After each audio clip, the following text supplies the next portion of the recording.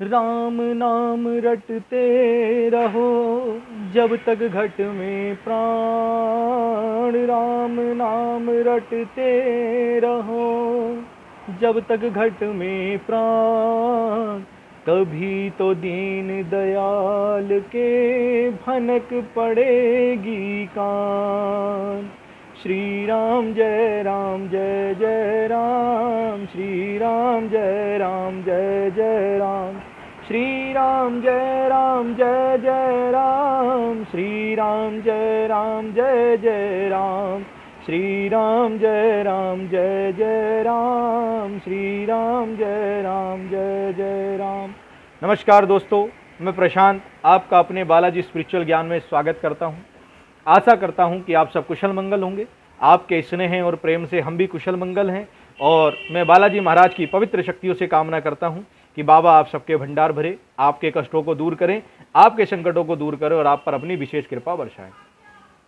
आज का वीडियो कोई खास जानकारी है वही लेकर हाजिर हुआ हूं कि राम नाम की महिमा का आज मैं गुणगान करने वाला हूं कि जो हनुमान जी को प्राप्त करना चाहते हैं, जो हनुमान जी की कृपा चाहते हैं या जो बालाजी महाराज की विशेष कृपा चाहते हैं, वो राम नाम का गुणगान करना प्रारंभ कर दें। किस प्रकार और उसकी महिमा का वर्णन किस प्रकार किया जाता है वो मैं आज आपको एक छोटी सी कहानी के माध्यम से बताऊंगा। और चलिए आज का वीडियो शुरू करूं उससे पहले मैं आप सब लोगों से रिक्वेस्ट करता हूं मेरे चैनल को सब्सक्राइब कर देना, पास आए बेल आइकन को दबा देना, जिससे मेरे आने वाली अपडेट, आने वाली वीडियो आपको मिलती रहे। चलें आज का वीडियो शुरू करते हैं। Video presenting by Balaji spiritual ज्ञान। Never miss a video. Subscribe to my YouTube channel. Please subscribe my channel and press the bell icon. Please. देखिए, राम नाम अति विशाल है। राम नाम की महिमा का वर्णन सहस्त्रों मुखों से नहीं किया जा सकता। बड़े बड़े देवी देवता, बड़े बड़े ऋषि मुनि भी इस राम नाम का प्रभाव का वर्णन नहीं कर सकते, क्योंकि राम नाम भव सागर से तारने वाला, मोक्ष प्रदान करने वाला, समस्त दुखों को दूर करने वाला, समस्त कलेशों को दूर करने वाला और भव सागर से तारने वाला नाम है। इसको तारण नाम भी बोला जाता है, इसी को तारण नाम भी बोला जाता है। कलयुग केवल नाम आधारा, सुमिर सुमिर नर उतर ही पारा।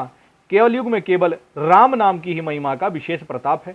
जो भगवान का नित्य श्री राम का नाम लेते हैं, जो राम नाम का जाप करते हैं, प्रभु उनको जो है स्वयं मुक्ति प्रदान करते हैं। राम नाम का जाप करने वालों को यम के दूत भी नहीं पकड़ सकते। राम नाम का जाप करने वालों को यम के दूत भी नहीं पकड़ सकते। सूक्ष्म जो शक्तियां हैं, सूक्ष्म अदृश्य जो शक्तियां इस ब्रह्मांड में घूम रही है, जो नकारात्मक शक्तियां हैं, सूक्ष्म से सूक्ष्म शक्तियां भी राम नाम से प्रेरित उस मनुष्य को देखने में भी क्षमता नहीं रखती, उस व्यक्ति को देख नहीं सकती और उस व्यक्ति के ऊपर प्रभाव नहीं डाल सकती। इसलिए किसी भी प्रकार का तंत्र हो, किसी भी प्रकार की क्रिया करी गई हो, किसी भी प्रकार का आपके ऊपर कष्ट लगाया गया हो, अगर आप राम नाम का जाप करते हैं तो आप उन्हीं सभी बंधनों को तोड़कर मुक्त हो जाएंगे। जिस प्रकार हनुमान जी राम नाम को ओढ़कर समस्त विपत्तियों का सामना कर लेते हैं, समस्त दुखों को और समस्त चीज़ों को, वो भय को पार कर गए हैं, मोक्ष को उन्होंने प्राप्त किया और हनुमान जी जो है संकट मोचन नाम कहलाए, वो राम नाम की ही कृपा और राम नाम की ही भक्ति का प्रताप है। आप सब लोगों ने एक छोटी सी कहानी सुनी भी होगी कि एक ब्राह्मण थे, वो सदा राम नाम का चिंतन करते रहते थे। राम नाम उनके हृदय में वास करता था और वो भ्रमण करते रहते थे, एक जगह रुकते नहीं थे। भ्रमणवादी ब्राह्मण थे और वो सारे संसार में भ्रमण करते रहते थे। एक दिन अपनी मस्ती में राम नाम का जाप करते हुए निकल रहे थे, राम नाम का सुमिरन करते हुए निकल रहे थे। पंडित जी एक भयानक जंगल से गुजर रहे थे और गा रहे थे, श्री राम जय जय राम, श्री राम जय जय राम, श्री राम जय जय राम, श्री राम जय जय राम, मुझे अपनी शरण में ले लो राम, श्री राम जय जय राम। मस्ती से गाते हुए जा रहे थे। कब उनको पता ही नहीं चला, कब वो भयानक जंगल के अंदर को चले गए और रास्ता भटक गए और राम नाम की धुन में वो चले जा रहे थे। भयानुक्त एक ऐसा जंगल था जहां पर दूर दूर तक कोई प्राणी नहीं था और दूर दूर तक कोई ऐसा नहीं था चीर पुकार सुनने वाला। भयानक जंगल था। भय के कारण आदमी त्रस्त हो जाए, लेकिन उनको भय नहीं था क्योंकि वो राम नाम का जाप कर रहे थे, समस्त विकारों से मुक्त थे, चले जा रहे थे। थोड़ी दूर आगे गए, देखा एक बट वृक्ष है। बट वृक्ष के पास बहुत सारे दीप जल रहे हैं, प्रकाश है और वहां पर जो है स्त्री पुरुष आदि नाच रहे हैं। उन्होंने देखा कि दूर से उन्होंने देख लिया कि स्त्री पुरुष इत्यादि वहां पर नाच रहे हैं। जिज्ञासावश वो उनके पास चले गए। जब वो उनके पास गए तो जाते ही जाते उनको पता चल गया ये कोई स्त्री पुरुष नहीं है, ये तो प्रेत और प्रेत आदि नाच रहे हैं, प्रेत प्रेतनियां हैं जो उत्सव मना रहे हैं, नाच रहे हैं, गा रहे हैं। और जब वो उनके करीब पहुंचे तो वहां पर जो प्रेत थे उन्होंने उनको देख लिया। देखने के बाद उनसे बोले कि ब्राह्मण, आपको इधर नहीं आना चाहिए था और आपको जो है हमारे राजा बुला रहे हैं, आप उनके पास चलिए। ब्राह्मण ने कहा चलो भैया लेकर चलो। तो वो क्या करते हैं, वो ब्राह्मण उन प्रेतों के साथ उनके राजा के पास चले जाते हैं। एक सिंहासन पर मुकुट लगाए हुआ एक प्रेत बैठा हुआ था, यानी कि वो उनके राजा थे, प्रेतराज के रूप में बैठे हुए थे। प्रेतराज मेहंदीपुर वाले नहीं, प्रेतों के राजा की बात कर रहा हूँ। प्रेतों के राजा वहां पर आसन पर बैठे हुए थे और जब उनके सम्मुख गए तो उन्होंने पूछा कि भाई तुम इधर क्यों आए हो, तुम्हें भय नहीं लगता, तुम इस भयानक जंगल में आ गए। तो बोले कि भय क्यों लगेगा, भय तो उसे लगेगा ना जिसको जीने की आशा होगी, जिसके मन में लालच होगा, जिसके मन में लोभ होगा। मेरे मन में न लालच है न लोभ है। आप मरण उपरांत प्रेत बने हो और मैं जो हूँ, ये शरीर जरूर मेरा है लेकिन मेरे अंदर जीने की कामना नहीं है, कोई ऐसी लालसा नहीं है कि मुझे कुछ जीना है, मुझे कुछ पाना है, तो मैं क्यों भय करूं। तो उन्होंने पूछा कि आप जो ये उत्सव मना रहे हो इसका कारण क्या है। तो प्रेतों के राजा ने बोला कि कल हमारी कन्या है, उस कन्या का विवाह है और इसीलिए हम जो है ये उत्सव मना रहे हैं। बोले कि उत्सव मना रहे हो, भाई विवाह है, कब है, कल है, किससे है। बोले कि पास का एक गांव है, वहां के गांव के राजा हैं, उन राजा का जो है बेटा बहुत बीमार है और कल शाम तक वो मृत्यु को प्राप्त हो जाएगा और मृत्यु प्राप्त होने के बाद वो प्रेत बनेगा और प्रेत बनने के बाद उसी व्यक्ति से मेरी बेटी का विवाह है। इसलिए हम जो है ये गाना बजाना साजबाज सब उसी के लिए है, हमारे यहाँ उत्सव मनाया जा रहा है और तैयारियां की जा रही हैं कि कल मेरी बेटी का विवाह हो जाएगा। बात करते करते सुबह हो गई। जब उनको सुबह हुई तो वो पड़ोस के गांव में चले गए। पड़ोस का गांव का नाम मैं एग्जाम्पल के तौर पे बता देता हूँ, आप समझ लीजिए सुंदरनगर जो है उस गांव का नाम है। कहानी के तौर पे बता रहा हूँ आपको कि सुंदरनगर उस गांव का नाम है और वहाँ के राजा जो हैं मुचुकुंद हैं और मुचुकुंद का बेटा जो सुरेश है, सुरेश इस समय बीमार है। अब वो भैया सुंदरनगर पहुँच गए, वहाँ जाकर के लोगों से पूछा कि यहाँ के जो राजा मुचुकुंद हैं उनका बेटा जो सुरेश है क्या वो बीमार है। तो लोगों ने बताया हाँ भाई वो 1 साल से बीमार है और लोगों को दूर दूर हकीम वैद्य को दिखा लिया लेकिन वो ठीक नहीं हो रहा है। तो वो बोले कि मुझे उनके घर का पता बता दीजिए। लोगों ने बता दिया। वो ब्राह्मण सज्जन पुरुष उनके पास चले गए। जाकर राजा से बोले कि हे राजन, मुझे आपके पुत्र से मिलना है। तो राजन ने कहा ठीक है आप भी मिल लीजिए। जब जाकर देखा तो बड़े बड़े वैद्य हकीम उनका इलाज कर रहे थे।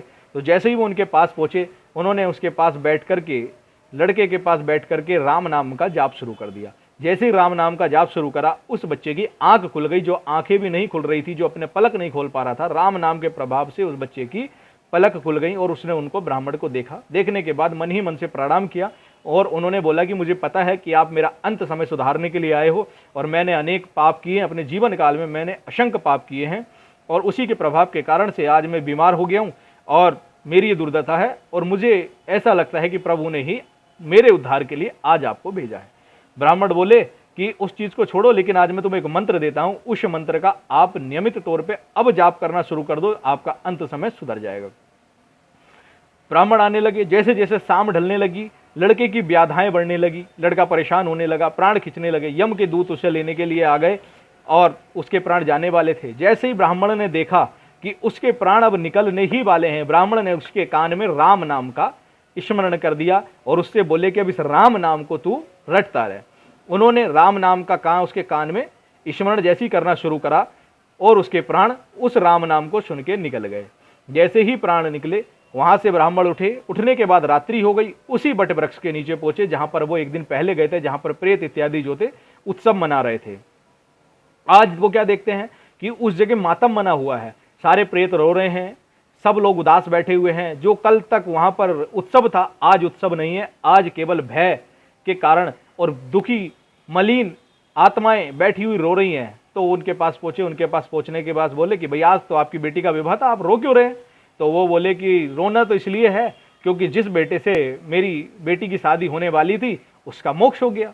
बोले मोक्ष हो गया, वो कैसे हो गया। तो उन्होंने, उनके राजा जो थे, बोले कि हमने तुझे कल सारी बात बता दी और तूने जाकर के उसे राम नाम का मंत्र दे दिया और तूने उसके कान में एक बार राम बोला जिसके कारण उसका मोक्ष हो गया। तो बोले ऐसा होता है। बोले राम नाम का इतना प्रभाव है कि एक बार बोलने से मोक्ष हो जाता है। तो प्रेत बोला कि राम नाम का प्रभाव तो इतना है कि जो राम नाम को केवल सुन मात्र लेता है उसका भी मोक्ष हो जाता है और वो कभी फिर प्रेत योनि में नहीं आता, और राम नाम रटने वाला कभी प्रेत नहीं बन सकता। उसकी बात सुनकर ब्राह्मण जो थे, जो पंडित जी थे, वो भाव विभोर हो गए और वहीं बैठकर वो राम नाम रटने लगे। जब सुबह उठकर देखा तो जो राम नाम उन्होंने रटा, उस राम नाम के प्रभाव से उन सब प्रेतों की मुक्ति हो गई। वो सब प्रेत योनि से मुक्त होकर के देव योनि को प्राप्त हो गए और प्रभु के धाम चले गए। ये थी राम नाम की महिमा। अगर एक बार राम कहने से प्रेत योनि से मुक्ति हो सकती है, तो सोचो अगर नियमित तौर पर आप राम नाम रटोगे तो आपको कितना लाभ मिलेगा। इसलिए कहता हूं कि राम नाम का स्मरण करते रहो, राम नाम रटते रहो। राम नाम रटने से ही आप इस भवसागर से तर सकते हो। हनुमान जी को प्रसन्न करना है, राम नाम रटिए। कुछ भी करना है, राम नाम रटिए। राम और ओम दोनों की बड़ी व्याख्या है। ओम से संसार की उत्पत्ति हुई है, उसी प्रकार राम भी समस्त संसार को उत्पन्न करने वाली आदि शक्ति है। राम नाम की महिमा का गुणगान और वर्णन करना असंभव है। अब मैं बता सकता हूं और आशा करता हूं कि आपको मेरी इस वीडियो से लाभ प्राप्त हुआ होगा, मेरी इस वीडियो से आपको जानकारी मिली होगी, और मुझे उम्मीद है अब आप राम नाम का जाप करना प्रारंभ करेंगे और सुबह की नमस्ते की जगह आप राम राम कहने की आदत डालिए। सब लोगों को राम राम बोलिए। चलिए, उम्मीद करता हूं मेरी दी हुई जानकारी आपको अच्छी लगी होगी, और मेरी दी हुई जानकारी आपको अच्छी लगी हो तो मेरे चैनल को सब्सक्राइब करें, पास आए बेल आइकन को दबा दें और अधिक से अधिक वीडियो को शेयर करें। जय श्री सीताराम, जय श्री बालाजी महाराज, जय महाकाल।